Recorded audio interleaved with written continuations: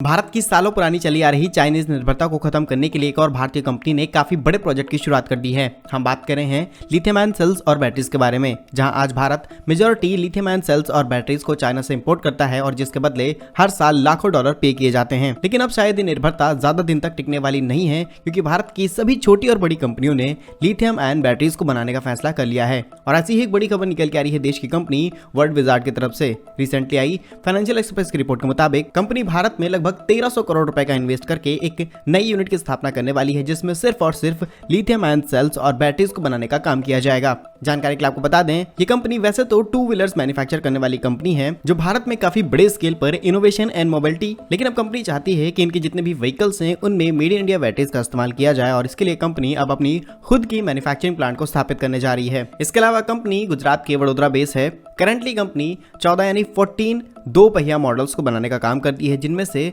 10 ऐसे व्हीकल हैं जो कि हाई स्पीड वाले हैं। लेकिन बड़ी बात यह है कि इन सभी व्हीकल्स में लगने वाली लिथियम आयन बैटरीज अभी तक इंपोर्ट करके इस्तेमाल की जा रही थी, लेकिन फाइनली कंपनी ने इस इंपोर्ट को बंद करने का फैसला लिया और कंपनी का दावा है अगले 18 से 24 महीनों के भीतर भारत के अंदर लगभग 1 गीगावाट की लिथियम आयन बैटरीज को मैन्युफैक्चर करने वाली क्षमता या फिर कहें कैपेसिटी कंपनी के पास खुद डेवलप हो जाएगी। और जैसा कि हम सभी जानते हैं, किसी भी इलेक्ट्रिक व्हीकल का 30 to 40% प्राइस तय करता है उनमें लगी हुई लिथियम बैटरीज। ऑब्वियसली बात है, भारत में जब ये लिथियम आयन सेल्स और बैटरीज को बनाया जाएगा, इनसे भारत में इलेक्ट्रिक व्हीकल के जो प्राइस हैं वो भी काफी हद तक कम होंगे। कंपनी ने अपने इस बैटरी बिजनेस को भी कई लेयर्स में एक्सपेंड करने के लिए कई बड़ी प्लान्स भी किए हैं, जिनमें से एक और खबर है, कंपनी ने जर्मनी और जापान के कुछ एडवांस साइंटिस्ट के साथ भी काम करना शुरू कर दिया है और एक रिसर्च एंड डेवलपमेंट यूनिट को सिंगापुर में स्थापित किया गया है, जिनमें 1 गीगावाट सेटअप के लिए 700 करोड़ रुपए का निवेश करेगी कंपनी, जिसमें सिर्फ और सिर्फ रिसर्च की जाएगी नए और एडवांस बैटरीज को बनाने के लिए।